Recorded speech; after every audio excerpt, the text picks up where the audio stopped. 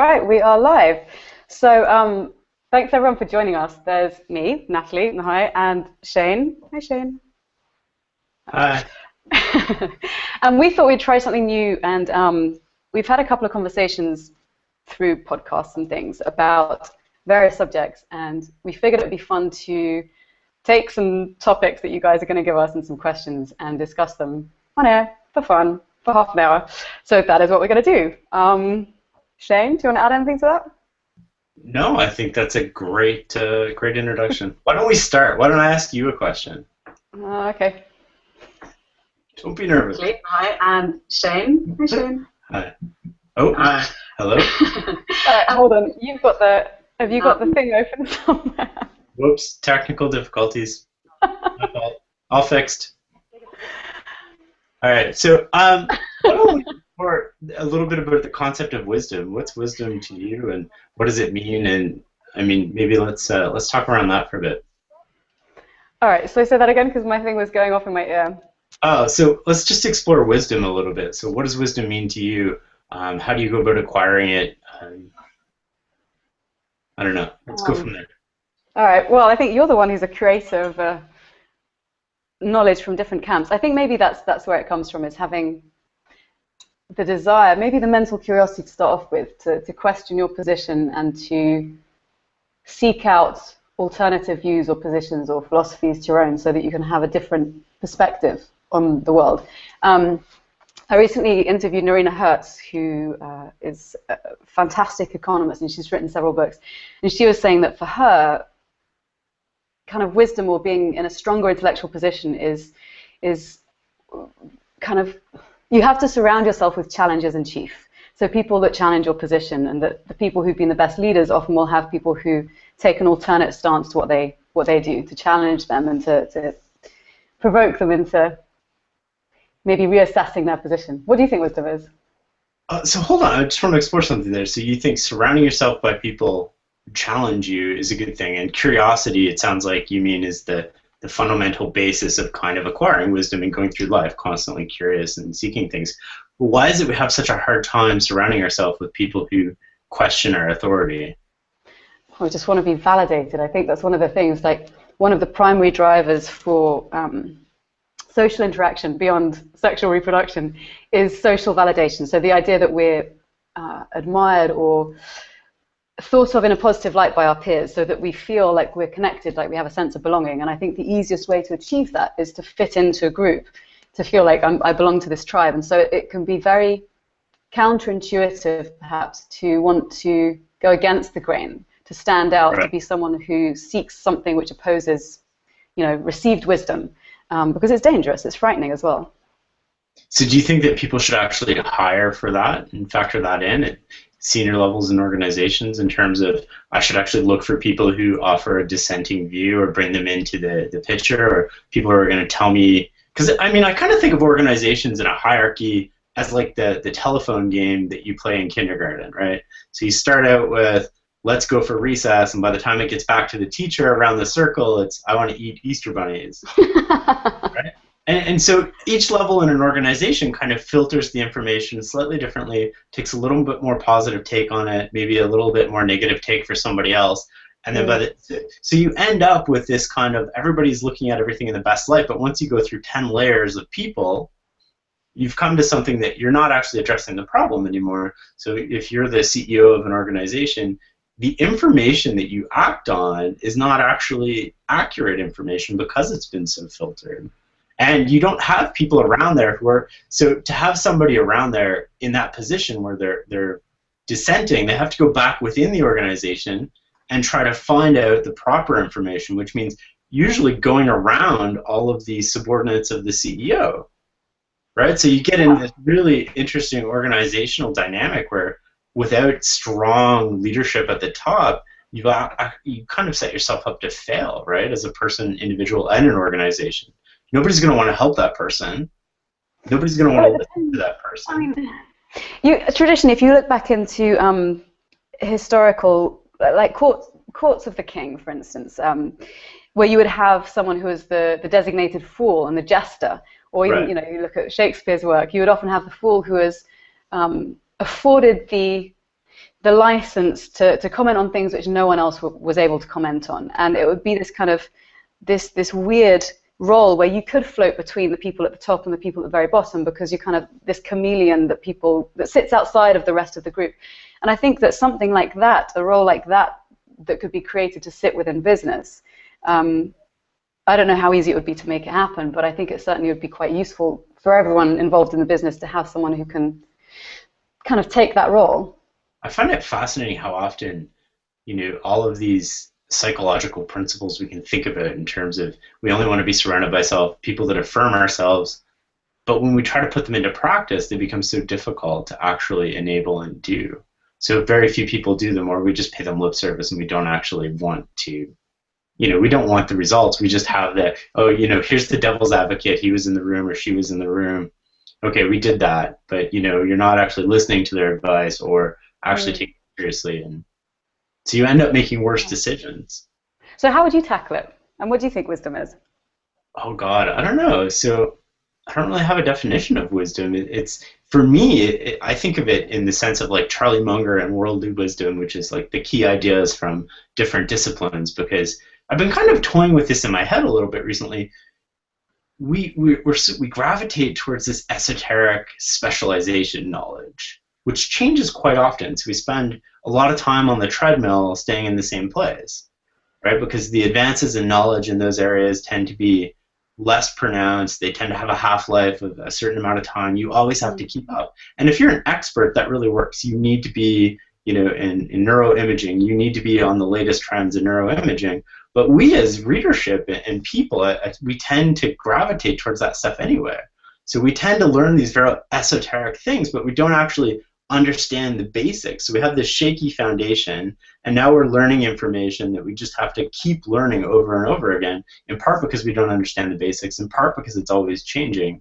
So I think grounding yourself with the basic ideas and concepts from physics and biology and psychology will serve you well over a long life. And once you understand the basics that don't change and haven't changed over hundreds of years, then you can build on top of that specialized knowledge. But I think most people put the emphasis on the specialized knowledge when they should be focusing on the basics. So for me, wisdom is kind of acquiring all of that knowledge. Yeah, I would tend to agree with you. I think we've got a few questions as well that I feel conscious that we should try and address. And one of them was kind of relating to knowledge in the sense that we now Google everything for knowledge. So the way in which we kind of assimilate and seek out knowledge has changed. And I think psychologically speaking, rather than storing things in our memory banks, we kind of store ideas about where to find things. Like, for instance, your blog, if you want to look at things like, your blog is very wide-ranging, but there are certain archives that we know where to look to get certain knowledge. And I think one of the questions that we had was whether Google is too powerful in the online space. And I think as guardians of knowledge and of what knowledge we are able to seek out and consume, it's kind of a good question to ask. Like, do you think they're too powerful in the online space? And if so, how? Yeah, I think so. I mean, I think as we move forward into the future, we're going to have to trust curation more and more, and that curation can come from algorithms like Google does it, or it comes from people like you and I who've built up an audience and people trust us. But either way, we're going to have to trust that. But Google is like the main filter on the internet. So just by changing their search rankings, they can dictate what you see and what you don't see. And as we move forward, I mean, how does that change? How does the article you're reading on the New York Times change based on your preferences that Google has ascribed you? So it doesn't take a big stretch to imagine a world where if you're a Republican, you're reading one article, and if you're a Democrat, you're reading another article, but it's the same kind of article, it's just morphed and phrased differently to agree with what you already agree with, right? Yeah. I mean, you would have more insight into that than I would. What do you think is happening there? And what are the long-term implications of that sort of filter? And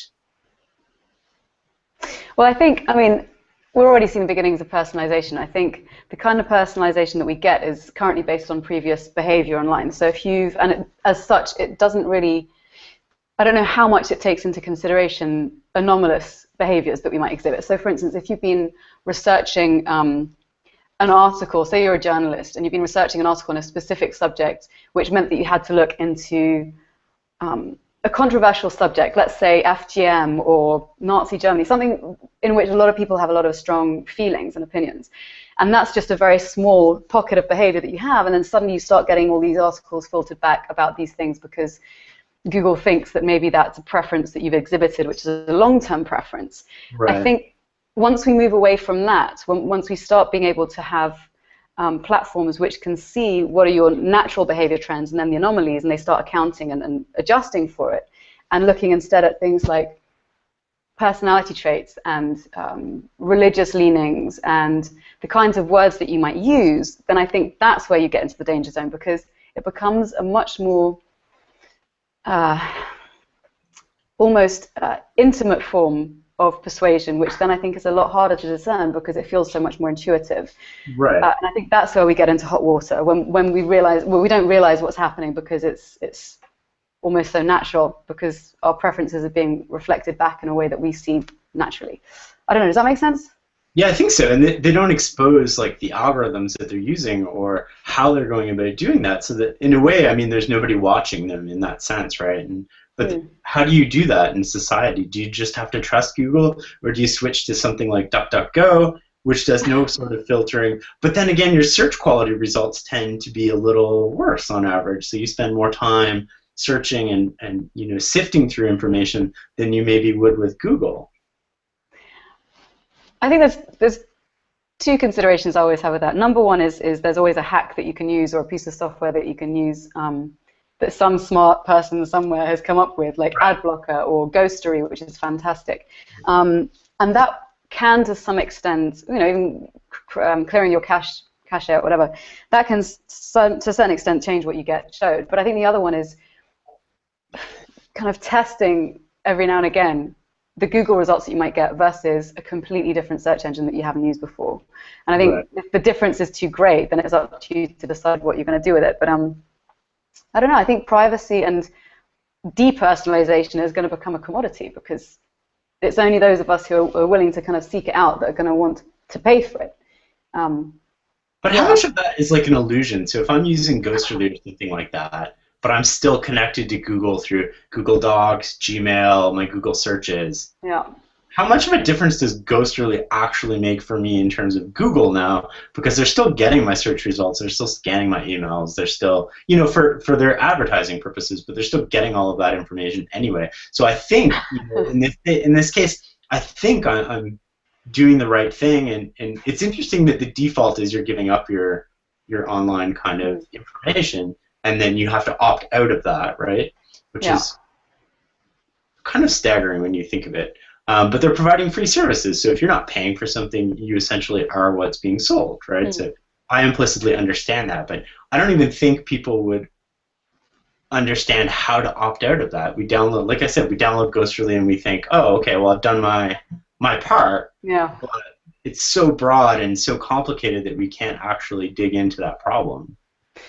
Yeah, that is true. I mean, I think that's one of the most difficult things about it, is that a platform like Google have made themselves functionally so useful and so all-pervasive, even though it's taken a while. You know, with the Google Plus, no one was using Google Plus, and now we're doing it on Google's Hangout platform. Why? Because it's there, and because everyone uses it, and because it's integrated, and cognitively it's easy, because you're kind of reducing the cognitive load by saying, okay, well, everything's integrated with Google, therefore it's going to be straightforward for you to do whatever you need to do in the easiest way possible. And so they make it very hard. In fact, they make it almost impossible. So, yeah. Why do you think we care more now? Like, didn't we do this with credit cards and telephone bills and everything already? Why is it we suddenly, as a society, we're more in tune with this? Well, I mean, do you want people to know about whether or not you use recreational drugs, or whether you're atheist or Muslim, or whether your parents are, you know, divorced or together? I mean, there's a lot of stuff that we don't tell even our closest friends that you can that you can access, even just through basic metadata. Right. So it gets into kind of our personal exploration space, where we haven't actually done anything, but we may be signaling the wrong thing. Is that kind of a summary of that? Well, I think it's a question of, I think to be, okay, we're getting sort of into philosophy here, but I think to be fully human, you need to be able to have the space to explore and to play and to make mistakes and to take risks. And I think those kinds of things are only really possible if you don't feel as though you're going to be watched or judged. Right. Obviously, some risk taking, you're doing it because it's a risk, because you might get watched or you might get judged. But for things like, you know, if you're a kid and you're at university, there's loads of things like, you know, you mess around at university, and I wouldn't want those things plastered on Google. You grow up, you change as a person, and I think that's the key thing. The worst thing you ever do is now going to be kind of remembered forever, right? Yeah. I mean, would you want your early years recorded indelibly on the internet somewhere? Not at all. I don't even want these years recorded. So do we have any other questions that we might want to tap? Okay, so we've got how to create more free time to read and think. I think you can start with this one. Because you do a heck of a lot of reading and all those books behind you. You know, it's I don't know. I get this question a ton, right? It's like, how do I read more? And it's like, well, how do you not read more? What are you doing that takes up that time? So I kind of look at it the other way, and it's a priority for me in part because I enjoy reading, and it's it's something that I do, and Farnham Street enables that, and it's brilliant. But if it's really a priority for you, it seems, I don't know, it just seems pretty easy to make time, right? So how do you don't watch TV, do you? I don't watch any TV. I don't even have cable, to be honest. So, yeah. That's all right, so practical tip. But if I had cable, I'd sit down and I'd watch this thing for, a couple hours a night, and then I'd be like, that was really fun, but what did I learn and what did I get out of that? And the next day I'd be able to talk to people about it, but other than that, I'd feel kind of empty personally. So I would rather, I don't know, sip some wine and read a book is kind of like an awesome way to spend an evening. All right, so I have two questions for you then. Okay, because I do like watching, not so much TV because I hate adverts, but I do like watching. A lot of people who watch TV though, just to be clear. No, but things like, okay, like watching documentaries, or even things. I watched this amazing movie last night. It was called Adore. It was in the Sundance Festival by this woman called Anne Fontaine, and it tackles some really interesting subjects around relationships and generations and intergenerational relationships, things like this. It's really, really interesting, and it's not the kind of thing that I would sit down to read, but because it's done beautifully, it's something that I'd quite enjoy watching, and it would still stimulate debate and thought. I totally do that. I totally do that. So the Rumsfeld documentary that just came out is a perfect example.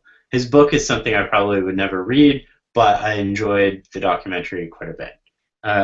Right? So there are examples of these, kind of knowledgeable things where I do look. It's the entertainment part of it that I don't subscribe to, right? The sitting down and watching Sopranos for, however many hours over a weekend or whatever. That's the thing that, I'll do when I'm sick, but when I'm not sick, it's kind of like, it just doesn't come across my mind. And then commuting, and I mean, all these things, and where you live, and it's kind of like just what you value in life, right? If you value reading and you want to read, and you're doing it for a reason and a purpose, either you intrinsically love it and you want to do more of it, or you're doing it to make yourself more marketable and more valuable in life, then you're going to find time to do it, right? It's like going to school. You found time to go to school. All right, so my second question is then, okay. do you find it, don't you get kind of frustrated that you have, this is going to sound so bad, I find that when I read, I have to really pay attention to what I read. I don't speed read, and I know that you don't speed read. Like, do you not find that at the end of a long day and you've just been hanging out with people, all your attention is like kind of zapped up, but it requires attention and energy to read? Do you not find that it's kind of... Totally does. So, I mean, I try to organize things around my clock, right? My internal clock in terms of what I do and how I do it. So personally, there's like a gap at night, and it's usually between like 6 and 8 where I'm pretty zonked, so I don't read during that time. But then I kind of get my second win around 8 or 8:30, and then I'm good to go. But if I sat down to read at like 6, but I'll do other things, right? So I prioritize low cognitive kind of load tasks during that time, right? I'll reply to emails, I'll do something else. And the mornings, when you're very bright and alert, you kind of do different things. You do more writing, and I mean, personally, I do more writing and other stuff. But how do you do it? Like, where do you find time to read? And do you just kind of have a different schedule every day, or do you? Yeah, I mean, I always used to read on tubes, but now I've moved more central in London, so the tube takes like 10 minutes, so I'll read frantically for 10 minutes. and then on train rides, and then at weekends occasionally. If I have the house to myself, I'll put the candles on, some music, and I will read it with a glass of wine. But nice. if there are people around, then they tend to either take my attention because we're chatting or the TV's on, and then it's really hard not to get sucked in. Right. Yeah. Okay, so given that we're talking about reading and things, we had one other question on practical tips on how to curate content, go-to tools, and advice on community building and management. You have a huge community. Huh? Why don't you start with that one? What? Like, you curate way more content than I do. I don't know. You curate content every day, and you write opinion on it. So you're doing both amazing things. You write a post every day on Farnham Street Blog. Almost, yeah.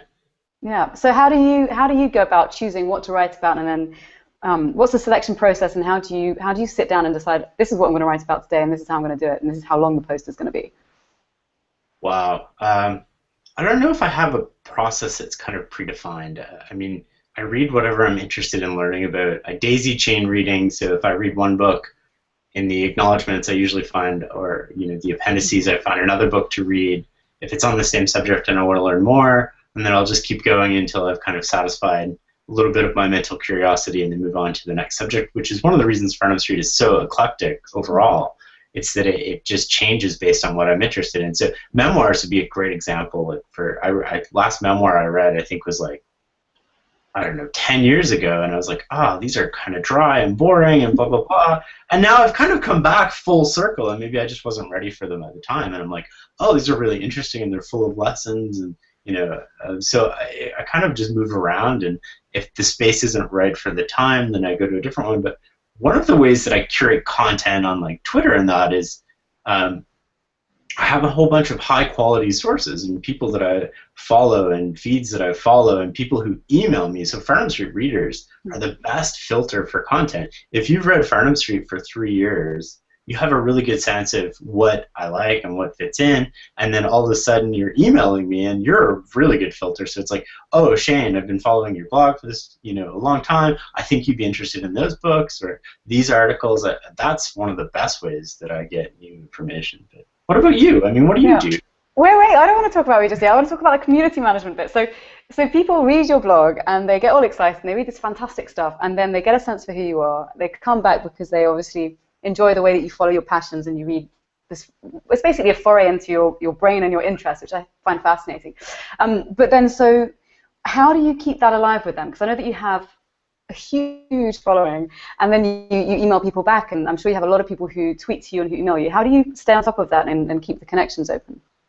In short, I mean, I don't. I try the best I can, but I can't get back to everybody in the sense. Like, I read every email that people send to me, but I don't always reply, and I feel bad when I don't. And I don't know, from a community management point of view, it was weird because the blog was anonymous for the first essentially 3 years. I didn't get very many emails, and it was only when I opened it up and was like, there's a person behind this blog that I actually started getting emails.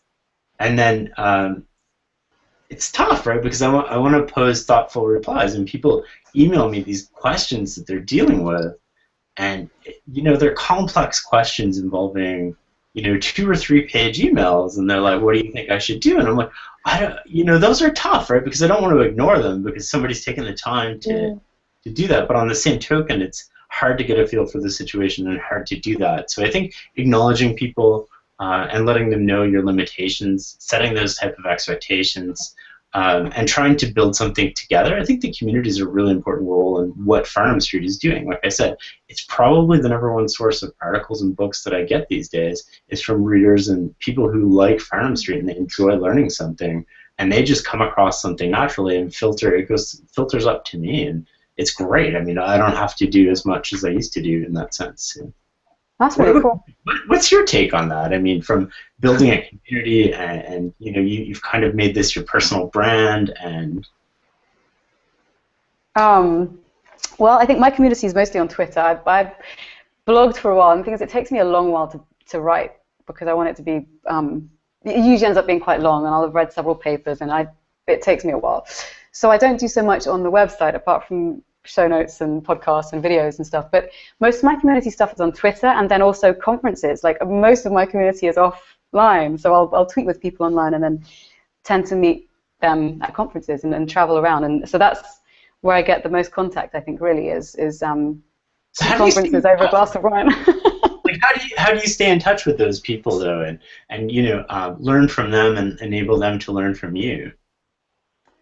Conversation. I mean, I think I have a lot of conversations with people. I think one of the biggest sources of insight for me is actually the podcast. I started it just for fun. Some friends of mine in the US said, look, you should try doing it. And that's the thing that's given me rise to the most new relationships that are exciting, that, to the most number of new books. Because then people, when they interview with you, they tell you what their inspirations are, and then they put you in touch with their friend who happens to be, I don't know, a social psychology professor at the University of Texas in Austin, or whatever it might be. Right. And I think it's kind of, there's two levels of the community. So there's the people who are doing the writing and the researching, which is kind of the academic camp, if you like, and then there's the practitioners. And so often the academic camp will be the ones that I go to first for advice on the podcast side of things, and then they'll kind of bridge across, and then the conferences are often the practitioners. And then you've got everyone who's kind of using that data and getting in touch with you to ask, how to do it better or whatever it might be. But a lot of the time it's just tweets, conferences, and emails. That's interesting. That's almost a filter in a way in and of itself, right? So you're meeting people who are, the conference acts as a filter for the type of person you meet, somebody who's engaged, willing to pay to attend a conference on a specific topic. Whereas Twitter, you would have, it's easy to follow people, so you would have this whole range and diversity, more diversity probably of thought and opinion than you would from the conference. Do you think about that? I don't know. I mean, you're. Because I'm quite niche. Like mine's web psychology, which affects everyone, but most people are not interested in it. Whereas yours is a lot more kind of accessible, I think. Yeah, but I mean, I don't have. When people ask me what Farnham Street is, I don't have an answer. I mean, it's the tagline is mastering the best of what other people have figured out, and then people kind of scratch their heads and go, huh? And then, I say, just try it for a week and let me know what you think. And, when people do that, every day they're kind of like, oh, I don't get it. But then, at the end of it, it's kind of like, oh, I was interested in this. I didn't even know I'd be interested in that. So, I don't know. There's a lot of variety there. But, well, we've got a few more minutes, but we've got two questions that I'm not really sure how to answer. So one of them is about self-expression on mobile platforms, which I'm not really sure how to even begin to dig into. So that's a pretty big question. And then at D. Mandalia says, love Shane's work. How about Shane's take on your area? Make of websites, web marketing, and use of psychology. Well, Shane, what do you make about a website's marketing and use of psychology? Oh, God. I don't really have a really good answer to that. So I only know from talking with you, reading your book, and reading a couple of other books, but the most recent one was Near, about kind of how that all frames together. I think intuitively I have an idea, but I don't really claim to understand that. I think it all boils down to intention, right? If you're trying to manipulate people, that's a bad thing. There's got to be some positive goodwill. Most of the people that I see out there that email me and they're like, how do I do this? How do I do what you've done? And it's kind of like, I don't have an easy answer for you. I don't even know how, I've accomplished this. It's not through these other things, right? In terms of the psychology behind it, I've been learning, and I kind of make it obvious in posts where if I talk about psychology, and one of the tricks was by the used car salesman who sent the Christmas cards to everybody and said, I like you, and then immediately after I'll say I like you. I do like my readers, but I try to make it so close to association that kind of what's happening there and you can see it. But it's when you're not aware of it and it happens that you tend to get into trickery. But luckily, I don't think there's a lot of that on the web at this point, but I think it's becoming... Really? Yeah, well, I think as the personal brands and the curation really stuff, I think you're going to get a lot more of that, right? The trickery and the... Like emails that you can't unsubscribe from just drive me... And the way that they make the click here, and it's like, click here, and it's in black writing with a little line underneath it, and they make it really hard for you to see. There's a lot of that going on. There's a lot of these internet marketing courses where they say the quick fix that you can't get. I mean, I was talking about this with Carl Honore the other day, who wrote The Slow Fix, fantastic book I've started to read, and he talks about these kind of silver bullet approaches. Like if you're shot and you're I don't know, wounded on the battlefield, then you don't want someone to take like herbal pills to you or whatever. You want them to kind of surgically come in and fix your leg before you have to amputate.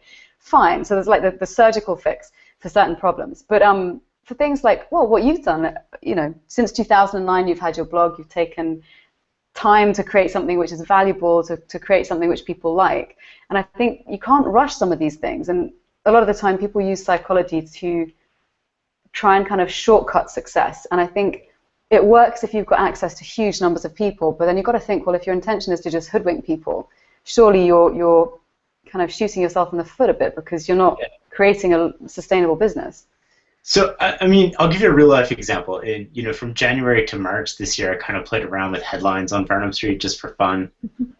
And it's so true. I mean, so you get way more clicks if you promise people something in the headline, and something easy, something everybody wants to learn. You know, they click through. It's like, I can tell you how to be a leader in 2 minutes. People click on that, and it's like, you know, and then, you know, they're disappointed by the content, but the same content with a different headline gets a lot less. And so I've been kind of wondering about this stuff. I'm fed up with it personally, so when I see people doing it, I just kind of unsubscribe and get away from it. But we've all been there at some point, right? It's so easy to fall into that trap of you know, writing this catchy headline and getting more people to click, but you're making you're reinforcing the bad when you do that. You're making a promise to the reader. They go to your website. Now they're disappointed because, you know, they're not a 2-minute expert at whatever you were talking about, and so they go away and they try to find somebody else who can make them a 2-minute expert. And what we think of when we do that is like sound bites. So it's, can I talk to these sound bites? Do I understand the phrasing? Can I talk with the vocabulary of these people? But your actual fundamental understanding is just lacking, right? But you're not even aware of it. So you've got this illusion of knowledge because you read all of these articles, right? It doesn't take a rocket scientist to go through these things and be like, I'm no smarter at the end of the day by reading this stuff than I was at the beginning. I don't understand anything any deeper. I can point you to 5 tips, but unless I know how to implement those tips and I made them mine, it's not really knowledge. It's just kind of information being regurgitated back to somebody else. And I find that's really tricky. Where do you see it all going? I mean, you've probably thought about this more than I have. Where does the intersection of technology and psychology end up? What does it look like in 2 years or in 5 years? Or I think, I mean, one thing that we didn't predict, which we always see this kind of, we swing from one side of the pendulum to the other, and we always get surprised when we come back to a middle point. So we all thought, oh, okay, well, you know, papers are dead, or long-form articles are dead, or the paid-for content is dead. And it's just not true. I think what you're highlighting, the idea that there is this sense of wanting a quick fix, of wanting to be an expert, and that has never changed. I mean, if you kind of look back at old, I think even in newspapers, I was reading an article the other day that was citing a newspaper from the early 1800s, and the local mayor, it is in the UK, was warning against these kind of charlatans with their snake oil and quick fixes, and saying, you know, if you want to be healthy, you have to take long walks and look after yourself and go to the physician and not eat, you know, too much fat. And so it's always been an issue with humans that we want something that's going to solve our problems or whatever it might be quickly. But I think the thirst for knowledge and the thirst to develop ourselves and to acquire wisdom or to acquire skills that we find useful is also very strong. And I think people get caught up and they get excited. It's kind of that initiating the dopamine loop. I'm going to get a quick fix. I'm going to get a hit that feels good.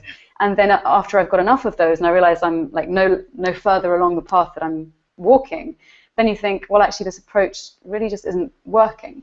And then you have to take a different tack. So I think in terms of where I see it going, we're seeing a return to long-form content behind paywalls. So people like, you know, Scientific American Mind that I subscribe to, I still get the paper journal. People do want to pay for that because it's expertise that you just simply can't get elsewhere. And the same in the publishing industry with the books. I mean, you're not reading a Kindle, you've got hundreds of books behind you. There's something else to kind of long-form, tangible, physical accumulation of knowledge and skills that I think is something that's a very deep desire in us. Definitely. So, I mean, Farnham Street runs largely on donations, so I was surprised at the number of people who are willing to actually subscribe monthly to support that. It heartens me, and it's good validation of, you know, that model kind of works, right? If you're delivering value to people, whether it's long-form or short-form value, if you're adding value through curation or something, then people are generally pretty good about compensating you in some way for that, right? And as it should be, right? If somebody's saving me time, then I should have a mechanism to pass some sort of reward back to them. And I would like to see more long-form journalists. I'm worried kind of on the page view. Maybe this is something we can talk about next time, but the intersection of kind of page views and long-form journalism, and headlines drive page views, but headlines on long-form journalism don't kind of get the actual rate that you need for readers. So is it these kitty cat pictures that are going viral that are actually supporting the long-form journalism, or is there a model in the future where long-form journalism supports itself? Like, are we going to get these deep investigative reporting that costs hundreds of thousands of dollars to write one article? How do you pay for that when in an unbundled kind of world, right? When the New York Times came to your doorstep and it was part of a package, you supplemented that, but you only really wanted the sports information. Well, now you're getting this kind of, you're taking them apart, and I don't understand personally, like, where does that go, and how does that work, and what should we think about there? Maybe that's something we can explore next time. I think we should explore that next time. There's a huge bunch of questions in there. Or shall we wrap up, and then we'll schedule in another hangout and start with that? Sounds like a plan. All right. Well, thanks everyone for tuning in or for watching this if you're watching the recorded version. If you've got any questions, tweet Shane or myself. Shane is at Farnham Street, and I am at the website. And look forward to seeing you next time. Take care. Thank you.